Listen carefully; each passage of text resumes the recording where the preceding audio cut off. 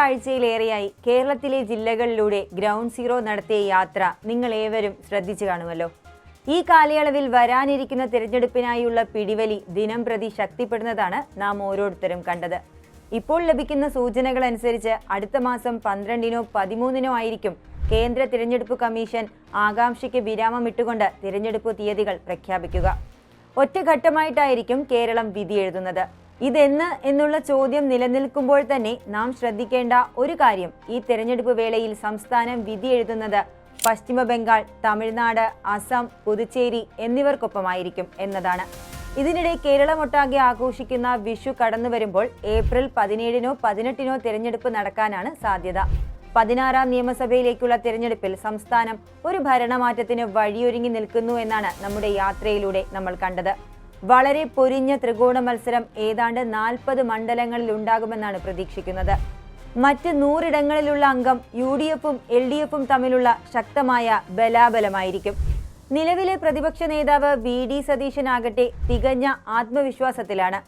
ഇപ്പോൾ അദ്ദേഹം നേതൃത്വം നൽകുന്ന പുതുയുഗ യാത്രയിലാകട്ടെ നാം കേട്ടത് ടീം UDF 100 സീറ്റിൽ വിജയം കണ്ട് ഭരണം പിടിക്കുമെന്നാണ്. നമ്മുടെ ഇന്നത്തെ ചിന്താവിഷയം സതീശനും കൂട്ടരും അവകാശപ്പെടുന്നത് പോലെ UDFന് 100 സീറ്റ് എത്തിപ്പെടാൻ സാധിക്കുമോ എന്നുള്ളതാണ്. ജില്ലകളിൽ കൂടിയുള്ള യാത്രയിൽ നാം കണ്ടത് UDFന് 94 സീറ്റുകൾ ഇപ്പോഴത്തെ നിലയിൽ മേൽക്കൈ ഉണ്ടാകുമെന്നതാണ്. LDFനാകട്ടെ വിജയസാധ്യത 34-ഉം ബലാബല മത്സരം നടക്കുന്നത് 12 മണ്ഡലങ്ങളിലുമായിരിക്കും. ഒഴിഞ്ഞുപോയ നിയമസഭയിൽ 2021-ൽ പിണറായി വിജയൻ 2ാം വട്ടവും ഭരണം നേടിയെടുത്തപ്പോൾ LDFന് 99 സീറ്റുകളും UDFന് 41 സീറ്റുകളുമായിരുന്നു. കഴിഞ്ഞ കൊല്ലം നിലമ്പൂർ പിടിച്ചെടുത്തപ്പോൾ UDFന് തങ്ങളുടെ അംഗബലം 42 ഉയർത്താൻ സാധിച്ചു. അടുത്ത നിയമസഭയിൽ UDFന് 100 തികയ്ക്കണമെങ്കിൽ 58 സീറ്റുകൾ LDFിൽ നിന്ന് പിടിച്ചെടുക്കണമെന്ന കണക്ക് ഇപ്പോൾ തന്നെ നമുക്ക് മുന്നിലുണ്ട്. സംസ്ഥാനത്ത് കൃത്യമായ ഭരണവിരുദ്ധ വികാരം നിലനിൽക്കുന്നു എന്നതുകൊണ്ട് UDFന് തങ്ങളുടെ ലക്ഷ്യത്തിലെത്താൻ സാധിക്കുമോ? ആ ചോദ്യത്തിന്റെ ഉത്തരത്തിനായി നാം മെയ് ആദ്യവാരം വരെ കാത്തിരിക്കേണ്ടി വരുമ്പോൾ തന്നെ ജില്ലാ അടിസ്ഥാനത്തിൽ UDFന് ലഭിക്കാൻ സാധ്യതയുള്ള അധിക സീറ്റുകൾ ഏതൊക്കെയാണെന്ന് നമുക്കിന്ന് പരിശോധിക്കാം. 5 മണ്ഡലങ്ങളുള്ള കാസർഗോഡ് ഇപ്പോൾ UDF കൈവശം വെച്ചിട്ടുള്ളത് മഞ്ചേശ്വരം, കാസർഗോഡ് എന്നീ മണ്ഡലങ്ങളാണ്. ഈ ജില്ലയിൽ UDFന് അധികമായി നേടാനാകുന്നത് ഉദുമ മണ്ഡലമായിരിക്കും. കണ്ണൂരിലേക്ക് വരുമ്പോൾ പേരാവൂർ, ഇരിക്കൂർ എന്നീ മണ്ഡലങ്ങൾ നിലനിർത്തുമ്പോൾ തന്നെ അഴീക്കോട്, കണ്ണൂർ എന്നീ മണ്ഡലങ്ങൾ കൂടി UDFനൊപ്പം നിൽക്കാനാണ് സാധ്യത. 3 സീറ്റുകളുള്ള വയനാട്, കൽപ്പറ്റ, സുൽത്താൻ ബത്തേരി എന്നിവയ്ക്കൊപ്പം മാനന്തവാടി കൂടി ഇക്കുറി പിടിച്ചെടുക്കാനാണ് സാധ്യത. ഒരർത്ഥത്തിൽ ഈ വരുന്ന തിരഞ്ഞെടുപ്പിന് ഏവരും ഉറ്റുനോക്കുന്ന ജില്ലയാണ് കോഴിക്കോട്. 2021 ഇവിടെയുള്ള 13-ൽ 12 നേടിയത് LDF ആണ്. കൊടുവള്ളി മാത്രമാണ് UDFനോടൊപ്പം അന്ന് നിന്നത്. ഏപ്രിലിൽ UDFന് അനുകൂലമായ ഒരു വിധിയെഴുത്തുണ്ടാകുമെന്ന് നിസ്സംശയം പറയുമ്പോൾ തന്നെ അവർ വിജയിക്കാൻ സാധ്യതയുള്ള മണ്ഡലങ്ങളിൽ നാദാപുരം, കുറ്റ്യാടി, ബാലുശ്ശേരി, പേരാമ്പ്ര, കൊയിലാണ്ടി, ഏലത്തൂർ, കോഴിക്കോട് നോർത്ത്, കോഴിക്കോട് സൗത്ത്, കുന്നമംഗലം എന്നിവയാണ്. സംസ്ഥാനത്ത് ഏറ്റവും കൂടുതൽ മണ്ഡലങ്ങളുള്ള മലപ്പുറത്താകട്ടെ 2021 തിരഞ്ഞെടുപ്പിൽ 16-ൽ 12-ഉം UDF നേടിയപ്പോൾ 4 എണ്ണം നേടിയത് LDF ആണ്. ഇതിൽ നിന്നൊന്നാണ് നിലമ്പൂർ വഴി UDF കഴിഞ്ഞ കൊല്ലം പിടിച്ചെടുത്തത്. നിലവിലെ രാഷ്ട്രീയ സ്ഥിതിയിൽ പ്രത്യേകിച്ച് ത്രിതല പഞ്ചായത്ത് തിരഞ്ഞെടുപ്പ് കഴിഞ്ഞതിനു ശേഷം വരുന്ന തിരഞ്ഞെടുപ്പിൽ UDF തൂത്തുവാരാനാണ് സാധ്യത. ഇങ്ങനെ വന്നാൽ ഈ ജില്ലയിൽ കിട്ടുന്ന അധിക സീറ്റുകൾ താനൂർ, തവനൂർ, പൊന്നാനി എന്നിവയായിരിക്കും. ഇടതുപക്ഷം എന്നും തങ്ങളുടെ കരുത്തുകാട്ടിയ ജില്ലകളിലൊന്നാണ് പാലക്കാട്. ഇക്കുറി LDFന് എത്രമാത്രം തിരിച്ചടികൾ നേരിടേണ്ടി വരുമെന്നതാണ് രാഷ്ട്രീയ കേരളം ഉറ്റുനോക്കുന്നതും.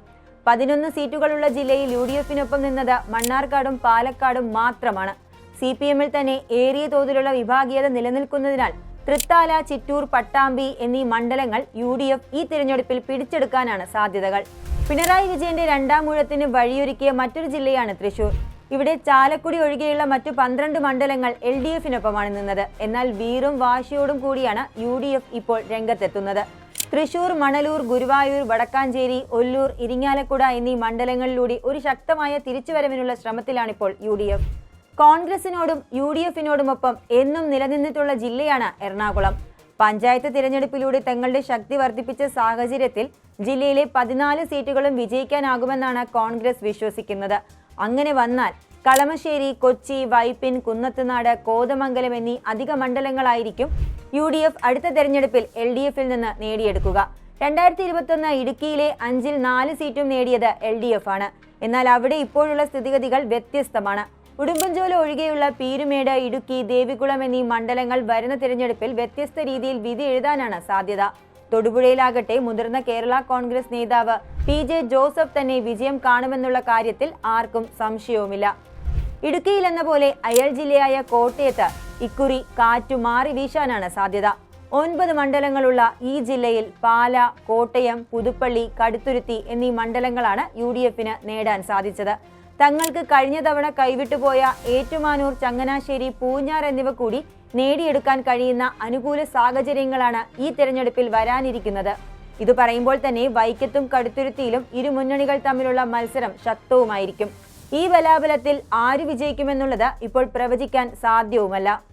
കോട്ടയത്ത് എന്ന പോലെ 9 മണ്ഡലങ്ങളുള്ള ആലപ്പുഴ ജില്ലയിൽ 2021 UDF നേടിയത് ഹരിപ്പാട് മാത്രമാണ്. ഇവിടെയുള്ള അരൂർ, കുട്ടനാട്, ചെങ്ങന്നൂർ, കായംകുളം എന്നീ മണ്ഡലങ്ങളെ നിലവിലെ സാഹചര്യം വിലയിരുത്തിയാൽ UDFന് അനുകൂലമായൊരു വിധിയെഴുത്തിന് സാധ്യതയുണ്ട്. 2021 ജില്ലയിലെ 5 സീറ്റും LDFന് നൽകിയ പത്തനംതിട്ടയിൽ വലിയ മാറ്റങ്ങൾ ഉണ്ടാകുവാൻ സാധ്യതകൾ ഏറെയാണ്. മലപ്പുറം, വയനാട്, എറണാകുളം എന്നിവയ്ക്ക് പുറമെ UDF ഇക്കുറി തൂത്തുവാരാൻ സാധ്യതയുള്ള 4ാമത്തെ ജില്ലയാണ് പത്തനംതിട്ട. ഇവിടെയുള്ള റാന്നി, ആറന്മുള, അടൂർ, തിരുവല്ല, കോന്നി എന്നിവയാണ് ആ മണ്ഡലങ്ങൾ. അതേ തോതിലുള്ള ഒരു വിജയം കൊല്ലത്ത് UDFനെ സംബന്ധിച്ചിടത്തോളം അസാധ്യവുമാണ്. എന്നാൽ തങ്ങളുടെ കൈവശമുള്ള കരുനാഗപ്പള്ളി, കുണ്ടറ എന്നീ മണ്ഡലങ്ങൾക്ക് പുറമെ കൊല്ലം, ഇരവിപുരം, കുന്നത്തൂർ, ചവറ, കൊട്ടാരക്കര, പത്തനാപുരം എന്നിവിടങ്ങളിൽ UDF വിജയം കണ്ടാൽ ആരും അതിശയിക്കേണ്ടതില്ല. തലസ്ഥാന നഗരിയായ തിരുവനന്തപുരത്തുള്ള 14 മണ്ഡലങ്ങളിലും ശക്തമായ ത്രികോണ പോരാട്ടത്തിനുള്ള സാധ്യതകളാണ് ഇപ്പോൾ നിലനിൽക്കുന്നത്.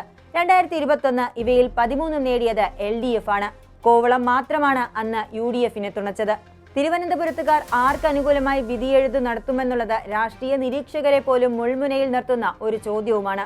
ഈ സാഹചര്യം നിലനിൽക്കുമ്പോൾ തന്നെ കോവളത്തെ കൂടാതെ ചിറയൻകീഴ്, തിരുവനന്തപുരം, വട്ടിയൂർക്കാവ്, അരുവിക്കര, നെയ്യാറ്റിൻകര എന്നിവിടങ്ങളിൽ UDF തങ്ങളുടെ ആധിപത്യം സ്ഥാപിക്കുമെന്നതാണ് പൊതുവെ വിലയിരുത്തപ്പെടുന്നത്. ശബരിമല കൊള്ള വിവാദവും ആഗോള അയ്യപ്പ സംഗമത്തിന്റെ നടത്തിപ്പിലെ സാമ്പത്തിക വെട്ടിപ്പും തുടർച്ചയായി ആരോഗ്യ മേഖലയിൽ നിന്ന് വരുന്ന വീഴ്ചകളും ഭാരിച്ച ജീവിത ചെലവും തൊഴിലില്ലായ്മയും ഈ വരുന്ന തിരഞ്ഞെടുപ്പിൽ മുഖ്യ ചർച്ചാ വിഷയങ്ങളാകുമ്പോൾ ഈ മേൽപ്പറഞ്ഞ മണ്ഡലങ്ങൾക്ക് പുറമെ 6 എണ്ണം കൂടി പിടിച്ചെടുക്കാൻ UDFന് സാധിക്കുമോ എന്നുള്ളത് നമുക്ക് നോക്കിക്കാണാം. തെരഞ്ഞെടുപ്പിനെ പറ്റിയുള്ള മറ്റൊരു സുപ്രധാന വിഷയവുമായി നമുക്ക് നാളെ കാണാം. കൂടുതൽ വാർത്തകൾക്കും വിശേഷങ്ങൾക്കും ഞങ്ങളുടെ channel like, share and subscribe ചെയ്യുക. കൂടാതെ സബ്സ്ക്രൈബ് ബട്ടണിലെ ബെൽ ഐക്കൺ എനേബിൾ ചെയ്യാനും മറക്കരുത്.